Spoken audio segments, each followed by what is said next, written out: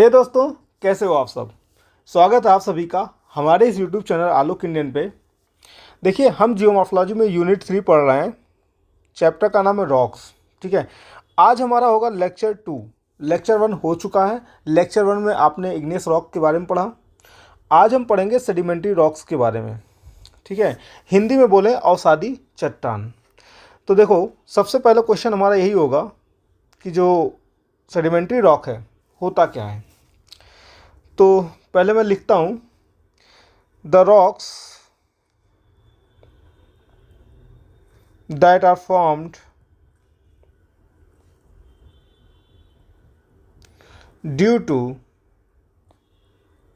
accumulation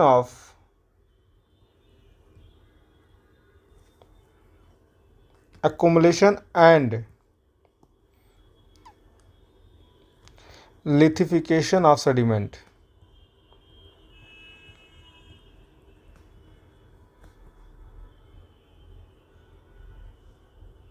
okay, तो sedimentary rock होता क्या है। देखो कि जो सेडिमेंट्स है उसका पहले क्या होगा, अकुमुलेशन होगा, फिर इसका क्या होगा, लिथिफिकेशन होगा, जिसकी वजह से जो हमारा सेडिमेंट है वो किस में चेंज हो जाएगा, हार्ड रॉक में चेंज हो जाएगा। और जिस रॉक में चेंज होता है उसी को हम बोलते हैं सेडिमेंट्री रॉक। ओके, तो सिंपली क्या हुआ, हमारा ये सेडिमेंट्स थे कई जगहों पे, जिनको किसी एजेंट ने क्या किया, पहले अकुमुलेट किया, मतलब इकट्ठा किया। इसके बाद इनका क्या हुआ, इनका हुआ लिथिफिकेशन प्रोसेस। लिथिफिकेशन प्रोसेस से ये क्या हो गए, चेंज हो गए इनटू हार्ड रॉक। अब जो हार्ड रॉक हमें मिला वो कौन सा था, सेडिमेंट्री रॉक था। मतलब किसी तरीके से अगर सेडिमेंट्स जो है वो चेंज हो जाए एक रॉक स्ट्रक्चर में, तो वो रॉक स्ट्रक्चर हमें कौन सा मिलेगा, केवल और केवल सेडिमेंट्री रॉक मिलेगा। ओके, इसमें देखो लिथिफिकेशन जो प्रोसेस है ना, ये इसको प्रोसेस को या मैकेनिज़्म को, यही इंपॉर्टेंट मैकेनिज़्म है जिसके वजह से जो सेडिमेंट्स होते हैं, मतलब ये सेडिमेंट्स देखो पहले कैसे हैं, अलग अलग हैं। यही एक ऐसा मैकेनिज्म है जिसकी वजह से ये जो सेडिमेंट होते हैं ना वो किस में टर्न हो जाते हैं, किस में चेंज हो जाते हैं, एक हार्ड रॉक स्ट्रक्चर में चेंज हो जाते हैं। तो लिथिफिकेशन का सिंपली मतलब यही है कि द प्रोसेस थ्रू विच हमारा सेडिमेंट जो होते हैं turn into a hard rock. Okay, तो यही लिथिफिकेशन प्रोसेस को हमको अच्छे से समझना है, लेकिन उससे पहले हमें समझना होगा इन सेडिमेंट्स के बारे में। तो ये सेडिमेंट्स होते हैं ना, 3 प्रकार से इनको कैटेगराइज किया जाता है। पहला क्लास्टिक सेडिमेंट है। तो क्लास्टिक सेडिमेंट जो होते हैं ये मैकेनिकली फॉर्म्ड होते हैं। अब वो मैकेनिकली कैसे होते हैं, होगा क्या कि एक हमारा कोई रॉक है, प्री एग्जिस्टिंग रॉक है या ओल्डर रॉक है। ठीक है, तो ये हमारा क्या है, प्री एग्जिस्टिंग रॉक या कह सकते हैं ओल्डर रॉक, जो कि कुछ भी हो सकता है। ठीक है, मतलब इग्नियस भी हो सकता है, सेडिमेंट्री भी हो सकता है और मेटामॉर्फिक भी हो सकता है। अब इस ओल्डर रॉक का होगा क्या, होगा डिनोडेशन। डिनोडेशन डिनोडेशन की वजह से ये क्या होगा, स्मॉल सेडिमेंट्स में कन्वर्ट हो जाएंगे, फ्रेगमेंट्स में कन्वर्ट हो जाएंगे। ठीक है, तो ये जो सेडिमेंट्स हमको ऑब्टेन हुआ है इसको क्या बोलते हैं, क्लास्टिक सेडिमेंट।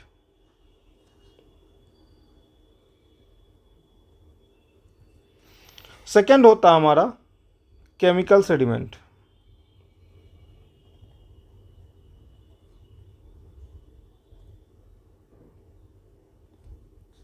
नोट करना, साथ साथ नोट करते रहिएगा। देखो केमिकल सेडिमेंट में क्या होता है कि सपोज हमारे पास क्या है, पानी है, वाटर है।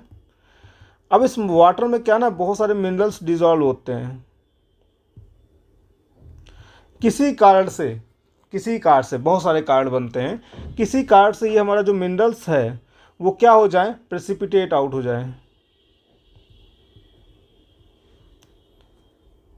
मतलब ये है कि इससे बाहर निकल आए, ये मिनरल्स जो है पानी से बाहर निकल आए उसके किनारों पर, जैसे नदियों के किनारों पर।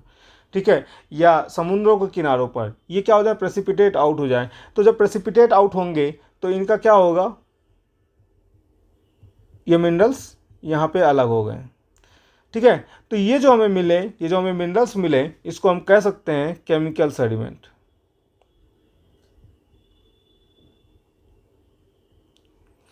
ठीक है, नेक्स्ट होता है, तीसरा होता है हमारा, मतलब सेडिमेंट में ही पढ़ रहे हैं तो तीसरा हमारा होगा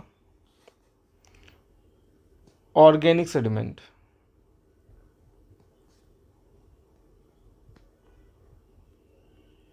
अब ऑर्गेनिक सेडिमेंट में क्या होगा, देखो जब प्लांट जो होते हैं या एनिमल्स होते हैं ये क्या हो जाते हैं, डेड हो जाते हैं, तो ऐसे में क्या होगा, इनका डिकम्पोजिशन होगा। डिकम्पोजिशन के थ्रू हमें फाइनल पार्टिकल्स मिलते हैं या सेडिमेंट्स मिलते हैं।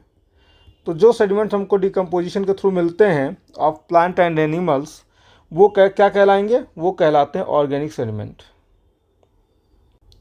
सेडिमेंट तो देखो सेडिमेंट तो हमको मिल गया। अब पूरे मैकेनिज्म में हमें क्या करना है, इन सभी सेडिमेंट्स को केमिकली, जो केमिकल कह सकते हैं, जो हमारा केमिकल सेडिमेंट था, ऑर्गेनिक सेडिमेंट था, या हमारा कह सकते हैं क्लास्टिक सेडिमेंट है, तीनों प्रकार के सेडिमेंट किसी को भी, ठीक है, जो भी हमारा क्या होगा, इकट्ठा होगा। पहले क्या होगा, इनका अकुमुलेशन होगा, ठीक है। क्लास्टिक सेडिमेंट अपना अकुमुलेट हो रहा है, केमिकल सेडिमेंट अपना अकुमुलेट हो रहा है, ऑर्गेनिक सेडिमेंट अपना अकुमुलेट हो रहा है, ठीक है। अब इनका अकुमुलेशन के बाद अगर इनका हो गया लिथिफिकेशन और ये हार्ड रॉक स्ट्रक्चर में कन्वर्ट हो गए, तो हमको डिफरेंट काइंड के क्या देंगे, सेडिमेंट्री रॉक देंगे। Okay, so different kind of sedimentary rock will be obtained. तो अब हम क्या पढ़ेंगे, टाइप ऑफ सेडिमेंट्री रॉक, ठीक है, यही हमको पढ़ना है।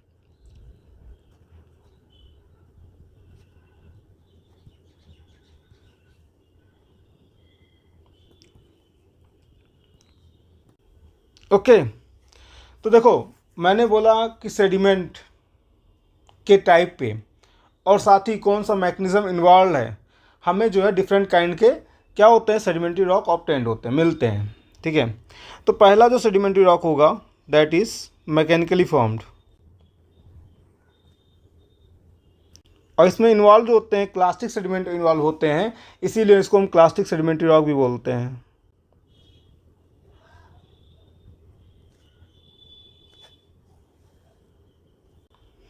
अब इनका फॉर्मेशन कैसे होता है, इनका फॉर्मेशन जनरली हम 5 स्टेप में डिवाइड करते हैं। मतलब लिथिफिकेशन को हम थोड़ा अलग मैनर में समझेंगे, कैसे लिथिफिकेशन होता है। 5 प्रोसेस में पहला प्रोसेस जो होता है हमारा, वो होता है फ्रेगमेंटेशन। अब फ्रेगमेंटेशन में क्या होता है कि हमारा जो ओल्डर रॉक होता है या प्री एग्जिस्टिंग रॉक जो हमारा है, उसका होगा डिनोडेशन। डिनोडेशन का मतलब हो गया वेदरिंग एंड एरोजन, ठीक है। दोनों के थ्रू जो हमारा प्री एग्जिस्टिंग रॉक है या ओल्डर रॉक है, जो कि हमारा इग्नियस, सेडिमेंट्री या मेटामॉर्फिक कुछ भी हो सकता है, ठीक है। तो ये जो रॉक होगा उसका क्या होगा, डिनोडेशन होगा। उसकी वजह से हमारा जो रॉक होगा वो किस में कन्वर्ट होगा, स्मॉल फ्रेगमेंट्स में कन्वर्ट होगा। अब ये जो स्मॉल फ्रेगमेंट्स मिले हमको, वो सभी एक साइज के तो होंगे नहीं, अलग अलग साइज के होंगे। तो small fragments of different size, ठीक है, of different size and also shape भी हो सकता है, ठीक है। तो हमें स्मॉल फ्रेगमेंट्स मिले डिफरेंट साइज और शेप के, ठीक है। अब देखो जैसे बहुत बड़े साइज का हमें फ्रेगमेंट्स मिला, ठीक है, तो इसको हम बोलते हैं बाउल्डर। उससे छोटे वाले को बोलते हैं कोबल। उससे छोटे वाले को बोलते हैं पेबल। इससे छोटे वाले को बोलते हैं सैंड। इससे छोटे वाले को बोलते हैं सिल्ट। इससे छोटे वाले को बोलते हैं मड, ठीक है। तो ऐसे जो है साइज हमारा डिक्रीजिंग ऑर्डर में ये है। तो ये फ्रेगमेंट्स को याद रखिएगा, फ्रेगमेंट साइज को। अब देखिए होगा क्या, अब होगा second process that is transportation.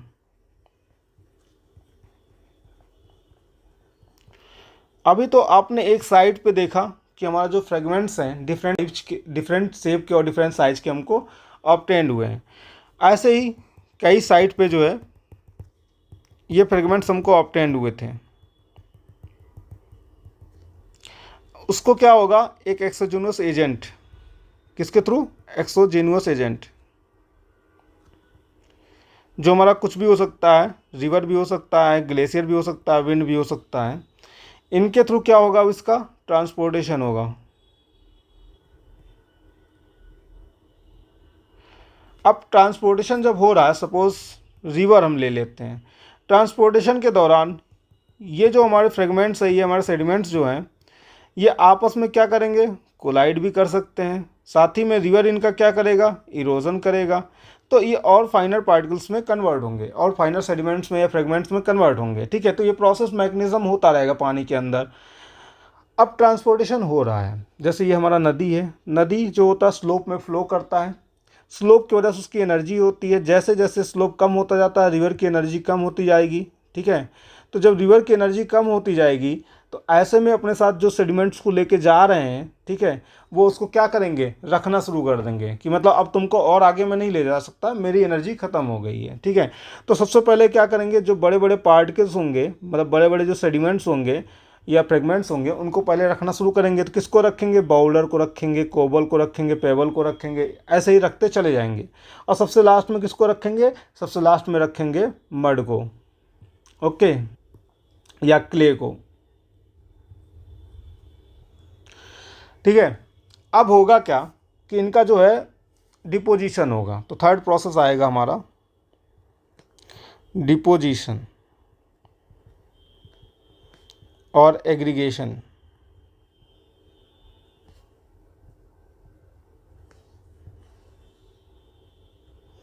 ठीक है, तो ऐसा इनका डिपोजिशन थोड़ा ना एक बढ़िया एक सुंदर तरीके से होता है। कभी नदी को देखे हो डिपोजिशन करते हुए, बड़े क्रम में अरेंज करता है चीज़ों को, और एक के बाद दूसरा लेयर में इनको जो है अरेंज करना शुरू करता है। जैसे सपोज इनिशियली हमारा ये पानी आया, इसने एक लेयर जो है सेडिमेंट का डिपॉजिट किया, फिर हमारा दूसरी बार जो वाटर मास आएगा तो अपने साथ जो सेडिमेंट लाएगा उसको फिर इसके ऊपर जो है डिपॉजिट करेगा, फिर हमारा जो वाटर मास आएगा फिर वो क्या करेगा, यहाँ पे डिपॉजिट करेगा इसके ऊपर। तो ऐसे वन बाय वन जो होता है यहाँ पे क्या होता है, लेयर फॉर्म करता है सेडिमेंट्स का। और सिर्फ सेडिमेंट्स लेके तो आता नहीं है पानी, पानी में हमारा देखते हैं आप कभी कोई प्लांट्स जो होते हैं वो भी बह रहे होते हैं, एनिमल्स जो होते हैं वो भी बह रहे होते हैं। तो प्लांट और एनिमल्स को मिला करके यहाँ पे क्या करेगा, डिपॉजिट कर देगा। बिकॉज यहाँ पे जैसे इग्नियस रॉक में बहुत ज़्यादा हाई टेम्परेचर था, तो हमारा जो डेड पार्ट होते थे ना वो क्या होता है, पूरी तरह डिस्ट्रॉय हो जाते थे। बट यहाँ पे उतना हाई टेम्परेचर तो है नहीं, उतना हाई प्रेशर तो है नहीं, तो यहाँ पे जो हमारा प्लांट एंड एनिमल्स का जो अवशेष है, जो रिमेन्स है, वो यहाँ पे क्या करेगा, सर्वाइव करेगा, वो डिस्ट्रॉय नहीं होगा। ठीक है, बट अभी देखो एक प्रोसेस होना शुरू हो जाएगा, जैसे जैसे ऊपर ये लेयर बढ़ता जाएगा तो ऊपर के लेयर्स के द्वारा नीचे के लेयर्स पे क्या लगेगा, प्रेशर लगेगा। ठीक है, तो प्रेशर की वजह से हमारा आएगा चौथा प्रोसेस, क्या हो जाएगा, कॉम्पैक्शन। कॉम्पैक्शन का मतलब है कि अब जो लेयर्स हैं उनकी डेंसिटी जो होगी क्या हो जाएगी, डेंसिटी जो है वो इंक्रीज़ करेगी इसकी। ठीक है, कैसे करेगी, ऊपर से लगेगा प्रेशर तो डेंसिटी इंक्रीज़ करेगी, और सिर्फ डेंसिटी नहीं इंक्रीज़ करेगा, जो ऊपर से प्रेशर लगेगा तो इसके बीच में ये जो सेडिमेंट्स हैं इनके बीच में क्या होता है, वाटर भी होता है। ठीक है, तो वाटर जो होता है वो क्या हो जाएगा, फ्लो आउट हो जाएगा। कभी आप नदी किनारों पे जाओ, ठीक है, तो वहाँ पे जो बालू होता है या मिट्टी जो होता है उसमें देखेंगे आप क्या होंगे, उसमें पानी रहता है, जैसे आप पैर रखेंगे पानी बाहर हो जाता है। ठीक है, और वो जो मिट्टी होगा थोड़ा सा धंस जाएगा, तो that is what, that is compaction. Okay, जैसे ही पानी बाहर आया, पानी क्या हुआ, बाहर आया। अब देखो जो पैर आप रख रहे थे वो तो था आपका, मतलब कह सकते हो ह्यूमन या मैन मेड कॉम्पैक्शन हो गया। ओके, नेचर ही अपने आप से करता है, एक के ऊपर दूसरा लेयर जब ये डिपॉजिट करता है तो उसके वजह से फिर हमारा क्या होता है, नेचुरल कॉम्पैक्शन होता है, मतलब प्रेशर ऊपर से अपने आप बढ़ता जाता है, तो पानी जो है बाहर निकलेगा। जैसे पानी बाहर निकला तो इसमें जो सेडिमेंट्स के साथ साथ कुछ मिनरल्स भी हमारा यहाँ पे डिपॉजिट हुए हैं। क्या हुआ है, कुछ मिनरल्स भी हमारा डिपॉजिट हुए हैं, और इन्हीं मिनरल्स में से कुछ मिनरल्स हैं सीमेंटिंग मिनरल।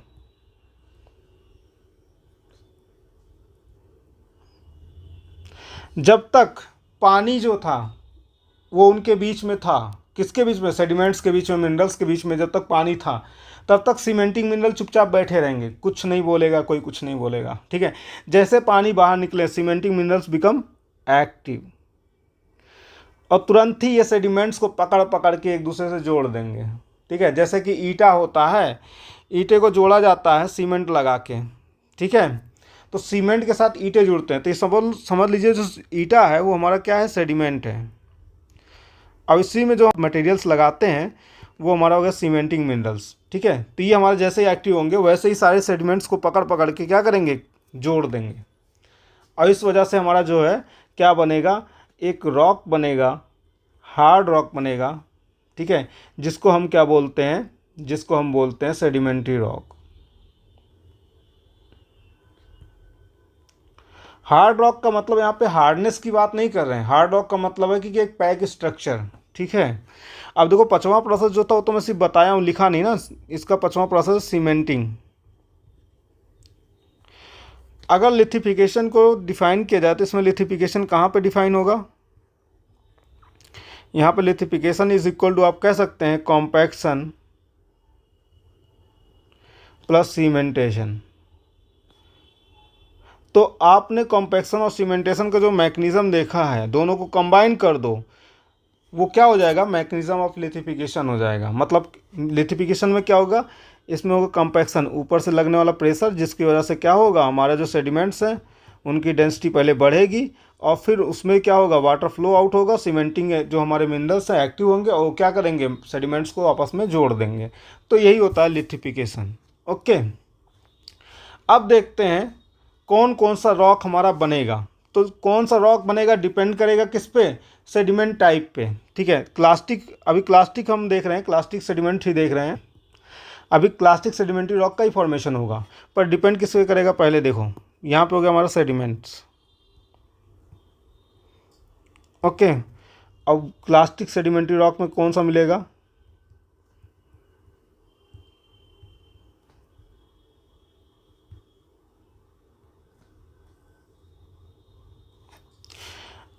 सेडिमेंट की बात करें तो हमारा होगा पहले बाउल्डर,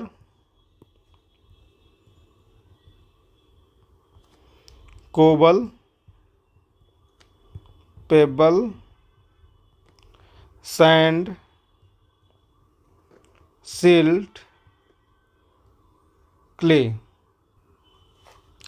बाउल्डर, कोबल, पेबल, ये तीनों जो बड़े बड़े सेडिमेंट्स होते हैं, अगर इनको सीमेंटिंग मिनरल्स ने जोड़ा, ठीक है, बट ये जो बाउल्डर, कोबल और पेबल हैं कैसे हैं, राउंडेड शेप के हैं, राउंडेड शेप के हैं, ठीक है, मतलब कुछ ऐसे राउंडेड शेप के। तो हमारा सेडिमेंट्री रॉक जो बनेगा उसका नाम होगा कॉन्ग्लोमेरेट्स। ओके, वहीं पे दूसरी तरफ अगर ये जो सेडिमेंट्स हैं वो हमारा कैसा हुए, एंगुलर शेप के हुए हैं। एंगुलर शेप का मतलब है कुछ ऐसे तिरछा मिर्छा, ठीक है, कुछ ऐसे। तो ऐसे में जो हमारा सेडिमेंट्री रॉक फॉर्म होगा, ठीक है, उसको हम क्या बोलेंगे, ब्रिक्सिया बोलेंगे।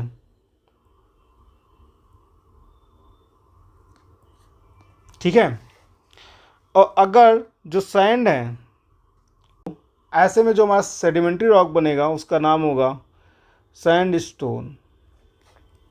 सिल्ट के द्वारा अगर हुआ तो इसको बोलेंगे सिल्ट स्टोन, और क्ले के द्वारा अगर ऐसा ही हुआ तो उसको बोलेंगे हम शेल।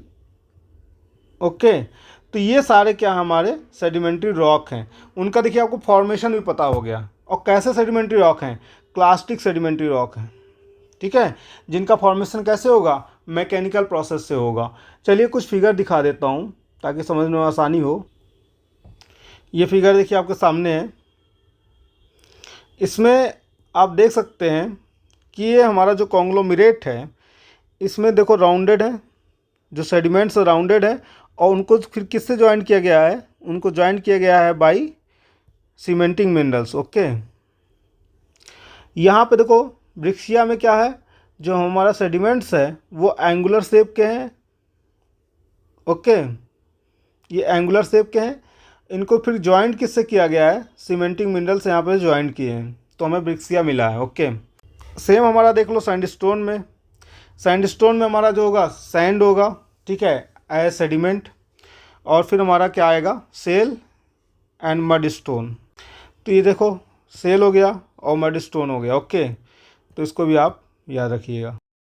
ओके, तो ये हो गया हमारा एक टाइप का sedimentary rock, that is clastic या mechanically form sedimentary rock. Next चलते हैं हम केमिकली फॉर्म सेडिमेंट्री रॉक।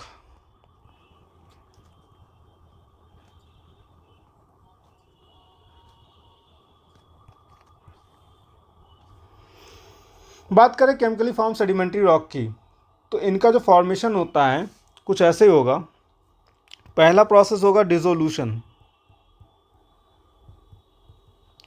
मतलब ये होगा कि जैसे हमारा ये रॉक है और फिर इस पर क्या हुआ, यहाँ पे बारिश हुआ, ठीक है, बारिश हुआ, तो बारिश में क्या होता है, CO2 भी डिज़ोल्व होता है, कार्बन डाइऑक्साइड डिज़ोल्व होता है, तो हम हल्का सा जो बारिश होगा वो कैसा होगा, एसिडिक होगा। अब ये बारिश क्या करेगा, इसके जो मिनरल्स हैं ना हमारे, किसके, इस रॉक के जो मिनरल्स हैं उसको अपने साथ क्या किया, डिज़ोल्व किया और बहा के फिर ले गया, ठीक है, तो उसका ट्रांसपोर्टेशन होगा। सेकंड प्रोसेस क्या होगा, ट्रांसपोर्टेशन, क्योंकि डिज़ोल्व तो हो गया, फिर इसका ट्रांसपोर्टेशन होगा, मतलब एक जगह से वो मिनरल्स क्या होंगे, दूसरी जगह जाएंगे। फिर थर्ड प्रोसेस क्या होगा इसका, थर्ड प्रोसेस है प्रेसिपिटेशन। अब प्रेसिपिटेशन मतलब यहाँ वर्षा नहीं है, प्रेसिपिटेशन मतलब है कि वो जो मिनरल्स हैं वो हमारा क्या हो जाए, प्रेसिपिटेट आउट हो जाए, मतलब उससे बाहर निकल जाए, पानी से बाहर निकल जाए। वो कब होगा, जब हमारा वाटर जो है सैचुरेट हो जाए। सैचुरेट का मतलब होता है कि एक लिमिट होता है जिसके बाद वो और मिनरल्स को नहीं रख सकता है, ठीक है, तो ऐसे में वो सैचुरेट कब होगा, इवापोरेशन के थ्रू। मतलब इवापोरेशन में जो होता पानी हमारा क्या होगा, वाष्पीकृत हो जाएगा। जैसे पानी, सपोज करो कि हमारा पानी था और इसमें 100 ग्राम जो हमारा क्या है, 100 ग्राम हमारा साल्ट डिज़ोल्व है, ठीक है। अब ये पानी भी अभी प्रॉपर मात्रा में, जब ये पानी इवापोरेट हो गया तो इसकी जो कैपेसिटी है मतलब साल्ट रखने की, वो भी क्या हो जाएगी, घट जाएगी, ठीक है। अब साल्ट की कैपेसिटी हो गई सपोज करो 80 ग्राम, तो 20 ग्राम साल्ट क्या हो जाएगा, प्रेसिपिटेट आउट हो जाएगा। तो ऐसे ही प्रेसिपिटेशन होता है, ठीक है। अब ये प्रेसिपिटेट आउट हो गया 20 ग्राम साल्ट, ठीक है। फोर्थ प्रोसेस क्या होगा, इसका फिर से अब देखो डिपोजिशन होगा, मतलब एक के बाद दूसरा लेयर जो है डिपॉजिट होगा, मतलब पहले थोड़ा डिपोजिशन हुआ, फिर इवापोरेशन हुआ, फिर डिपोजिशन हुआ, फिर इवापोरेशन हुआ, फिर डिपोजिशन हुआ, तो ऐसे ही कॉन्टिन्यूस प्रोसेस में इसका डिपोजिशन होता रहेगा। हमको क्या मिल गया, केमिकल सेडिमेंट मिल गए, ठीक है, क्या मिल गया, केमिकल सेडिमेंट्स मिल गए।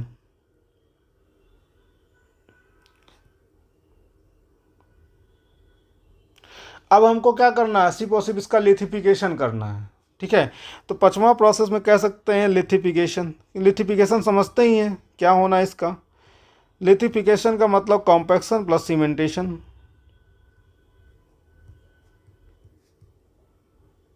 ठीक है। फिर ये धीरे धीरे अपने आप देखेंगे आप क्या हो जाएंगे, एक ठोस रॉक में चेंज हो जाते हैं, तो इसी को बोलेंगे chemically formed sedimentary rock. Okay, जैसे कि एग्जांपल के लिए देखिए लाइमस्टोन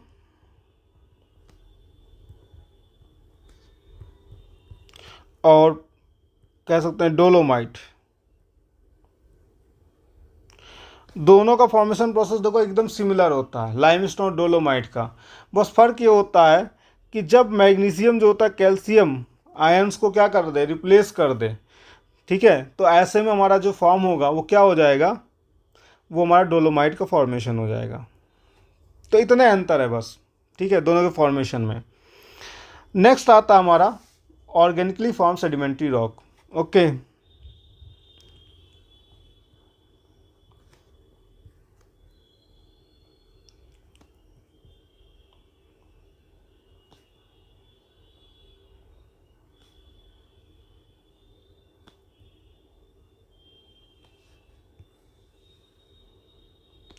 अब इसमें क्या होगा, इसमें हो जाएगा बस इतना ही कि हमारा जैसे प्लांट और एनिमल्स हैं,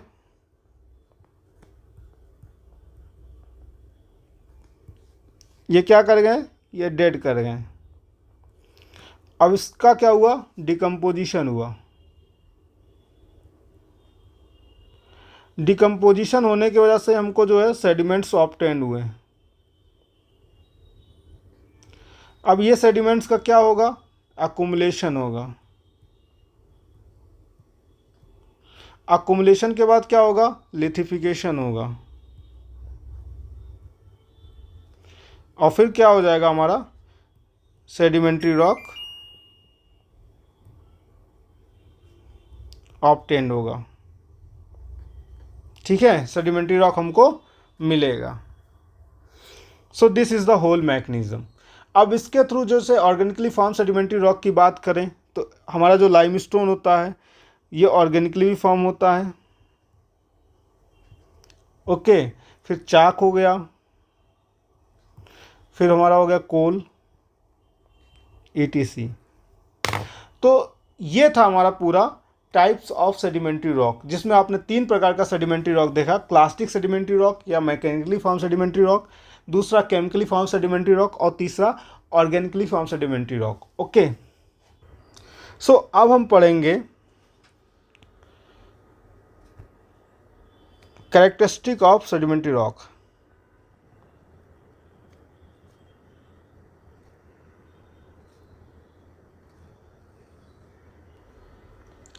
बात करें कैरेक्टरिस्टिक की तो पहला कैरेक्टरिस्टिक हमारा जो सेडिमेंट्री रॉक का वो ये है कि हमारा अर्थ सरफेस से जो ना 75% of our earth surface is occupied by what, sedimentary rock.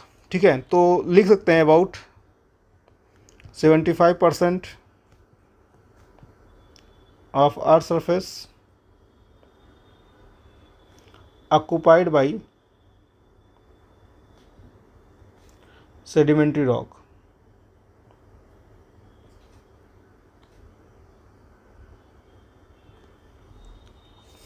But one thing you have to noted it कि हमारा जो अर्थ सरफेस है भले 75% जो है सेडिमेंट्री रॉक से कवर्ड है, बट हमारे क्रस्ट के फॉर्मेशन में केवल और केवल मैक्सिमम इसका 5% योगदान है।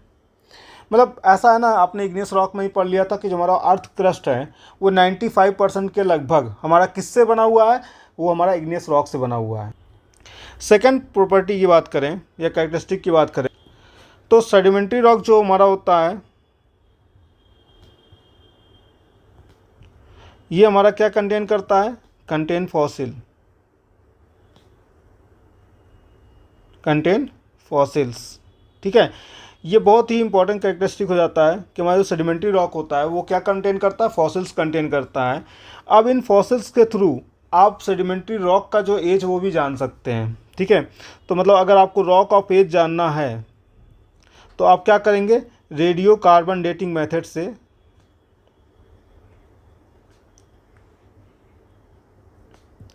आप जो है एज जान सकते हैं सेडिमेंट्री रॉक का। ओके, क्यों, क्योंकि इसके पास क्या है, फॉसिल्स है। ओके, इस प्रकार से आप एक और बात कह सकते हैं कि हमारा जो सेडिमेंट्री रॉक होता है it hold most informative geological record.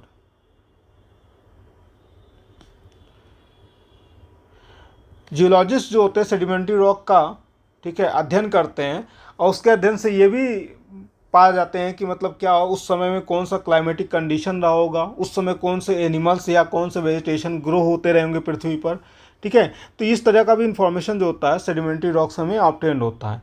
तो इसको आप अलग से भी लिख सकते हैं, एक नया पॉइंट बना के लिख सकते हैं कि जो हमारा सेडिमेंट्री रॉक होता है it hold most informative geological record. Okay, next characteristic होगा हमारा it had layered structure, it has layered structure।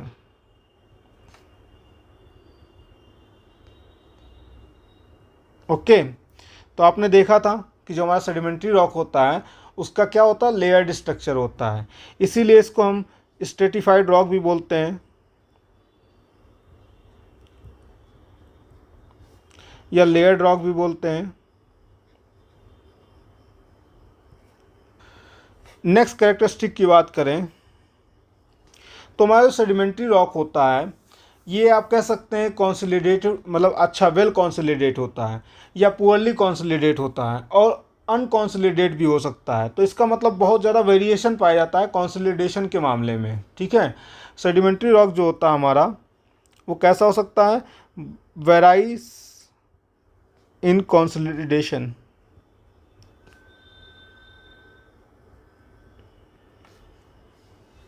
क्यों? क्योंकि जो हमारा सीमेंटिंग मिनरल है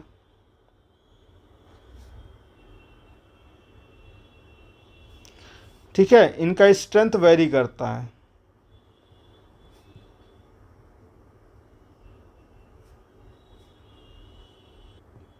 ओके, नेक्स्ट कैरेक्टरिस्टिक देखते हैं, फिफ्थ देखते हैं अबाउट पोरोसिटी एंड परमेबिलिटी के बारे में।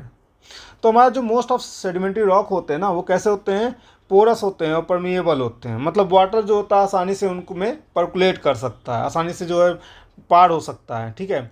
बट हमारा जैसे कुछ सेडिमेंट्री रॉक ऐसे भी होते हैं जिसमें वाटर जो होता है वो पार नहीं कर सकता, मतलब वो नॉन पोरस और इम्परमिएबल होते हैं। तो इसमें भी थोड़ा सा क्या पाया जाता है, डिफरेंस पाया जाता है। मतलब ऐसा नहीं है कि सारे के सारे रॉक जो हो गए पोरस हो गए और परमिएबल हो गए, नहीं, सारे के सारे रॉक्स जो होते हैं वो नहीं होते हैं पोरस और permeable. Most of the sedimentary rock जो होते हैं पोरस और परमिएबल होते हैं।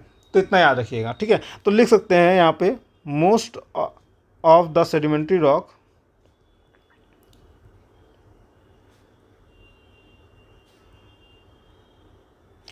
Are porous and permeable.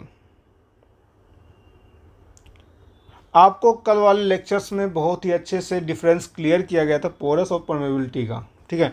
तो उसको देख लीजिएगा, आपको ये क्लियर हो जाएगा पोरोसिटी क्या होता है, परमेबिलिटी क्या होता है।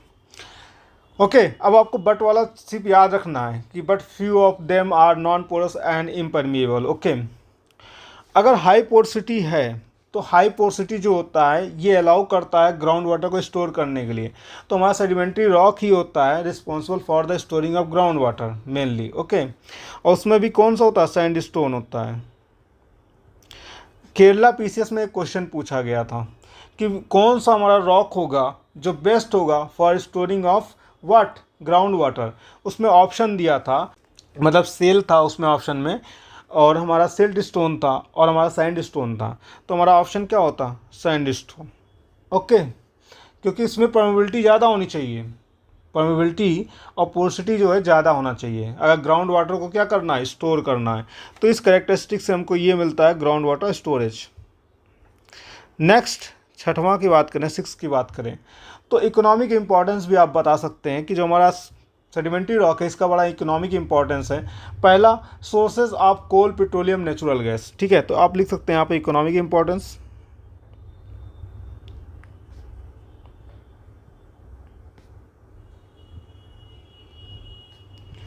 पहला क्या हो जाएगा हमारा, source of coal, petroleum, natural gas.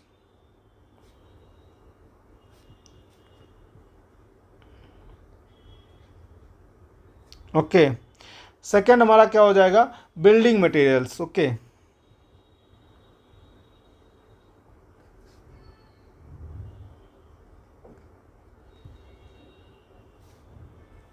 Building materials जैसे कि हमारा रेड फोर्ट, रेड फोर्ट में क्या लगा है, हमारा रेड सैंडस्टोन लगा है। तो और क्या एग्जांपल दूँ, अब बिल्डिंग मटेरियल्स हैं, देश का सबसे बड़ा सबसे प्रतिष्ठित जो बिल्डिंग है हमारा वो इसी से बना है, किससे, सेडिमेंट्री रॉक से। तो इस प्रकार से हमारा सेडिमेंट्री रॉक का टाइप, कैरेक्टरिस्टिक और फॉर्मेशन प्रोसेस सब खत्म होता है। देखो एक क्वेश्चन आया था 2020 में, मैं क्वेश्चन पहले लिख देता हूँ फिर आप उसको देख लेना और ट्राई कीजिए। क्वेश्चन है हमारा, देखो ये क्वेश्चन हमारा, discuss the process of sedimentary rock formation. बहुत अच्छे से आपको कराया गया सेडिमेंट्री रॉक फॉर्मेशन। आप इसमें जो मैकेनिकल फॉर्म सेडिमेंट्री रॉक है ना उसके प्रोसेस को आप लिख देना। And explain their role in resource extraction, ठीक है। तो देखो आप नेचुरल गैस, सेल गैस, ये सब जो पाते हैं तो because of kind of sedimentary rock हो देयर, ओके। अंडरग्राउंड वाटर आप पाते हैं बिकॉज ऑफ ग्राउंड वाटर जो पाते हैं because of some kind of sedimentary rock there, ठीक है। तो उसको आप वहाँ पे मेंशन कर सकते हैं। What make them suitable for fossils preservation, ठीक है। फॉसिल्स के प्रिजर्वेशन के लिए क्या इनको सुटेबल बनाता है? तो आप देखें तो इग्नियस रॉक में फॉसिल्स जो होते हैं प्रिजर्व्ड क्यों नहीं होते? क्योंकि डिस्ट्रॉय हो जाते हैं। क्यों डिस्ट्रॉय हो जाता है? Because of high temperature. But यहाँ पे उतना ज़्यादा ना हाई टेम्परेचर होता ना प्रेशर होता है। मेटामॉर्फिक रॉक में भी आपको ज़रूरत होती है high temperature, high pressure, chemically active fluid की, बट यहाँ पे ऐसा कुछ नहीं चाहिए होता। यहाँ पे एकदम मस्त मौला जो टेम्परेचर प्रेशर चाहिए होता है। तो ये पूरे क्वेश्चन को मैं आपको एक छोटा सा फ्रेम बता भी दिया। आप इसको ट्राई करना, लिख करके आप सबमिट करना। बिकॉज आंसर राइटिंग प्रोग्राम देखो यार ना, थोड़ा सा उसके लिए ऐसा है, देखो भाई सिंपल सी बात है, ह्यूमन नेचर है। आप जितना ज़्यादा इंगेज होगे ना उतना ही मुझे पढ़ाने में मज़ा आएगा। ऐसा तो है नहीं मैं पढ़ाना रोक दूंगा, आप इंगेज नहीं भी होंगे तो भी मैं पढ़ाऊंगा। बट इंगेज होने से ना मेरी जो एनर्जी है वो थोड़ी सी और बढ़ जाएगी, थोड़ा और मेहनत करने का मन करेगा आपके लिए, ठीक है। तो इसीलिए कह रहा हूँ कि हमारे आंसर राइटिंग प्रोग्राम से भी जुड़िए और हमारे लेक्चर्स के साथ भी जुड़िए। जो भी प्रॉब्लम, जो भी इशूज़ हो, कमेंट बॉक्स में आप बता सकते हो, डिस्कस कर सकते हो, ठीक है। मैं आपके लिए 24/7 अवेलेबल हूँ। हाँ, सोते समय थोड़ा सा रहेगा। तो ओके, तो मिलते हैं नेक्स्ट वीडियो में और पढ़ेंगे हम अबाउट मेटामॉर्फिक रॉक के बारे में। ओके, थैंक यू दोस्तों, टेक केयर, बाय बाय।